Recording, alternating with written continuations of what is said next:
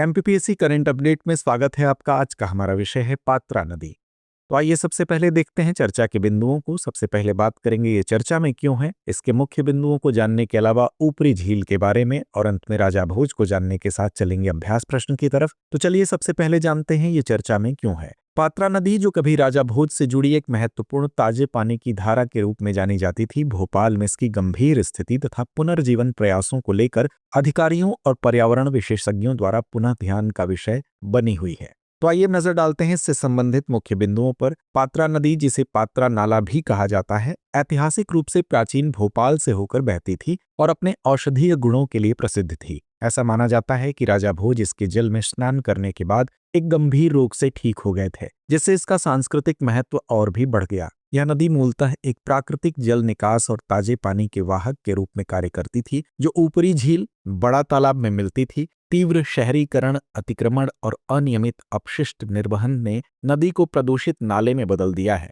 जिससे इसका पारिस्थितिकी स्वरूप लगभग पूरी तरह नष्ट हो गया है। आइए अब जानते हैं ऊपरी झील के बारे में। ऊपरी झील या बड़ा तालाब भारत की सबसे पुरानी मानव निर्मित झीलों में से एक है, जिसका निर्माण 11वीं शताब्दी में राजा भोज द्वारा कराया गया था। यह भोज आर्द्र भूमि का हिस्सा है, जिसे वर्ष 2002 में रामसर स्थल घोषित किया गया था। इसके प्रमुख जल प्रवाह स्रोतों में कोलांस नदी तथा पात्रा नदी सहित कई मौसमी जलधाराएं शामिल हैं। यह झील अत्यंत महत्वपूर्ण है क्योंकि यह भोपाल की 40% से अधिक जनसंख्या को पेयजल उपलब्ध कराती है तथा 200 से अधिक पक्षी प्रजातियों के लिए एक महत्वपूर्ण आवास है। आइए जानते हैं राजा भोज के विषय में। राजा भोज लगभग 1010 से 1055 ईस्वी मालवा के परमार वंश के सबसे प्रसिद्ध शासकों में से एक थे, जो अपनी विद्वता, शासन कौशल और लोक कल्याणकारी कार्यों के लिए प्रसिद्ध थे। उन्होंने ऐतिहासिक नगर भोजपाल की स्थापना की, जो बाद में आधुनिक भोपाल के रूप में विकसित हुआ, जिसे उनके जल प्रबंधन कार्यों से जोड़ा जाता है।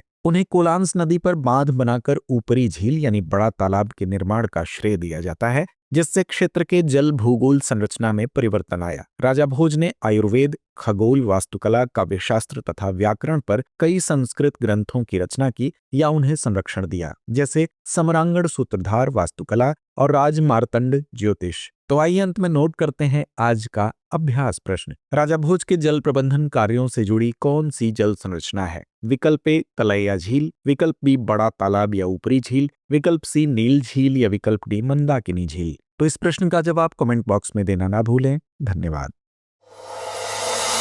अब एग्जाम की तैयारी को और बेहतर करने के लिए हमारे चैनल को लाइक, शेयर और सब्सक्राइब करना ना भूलें।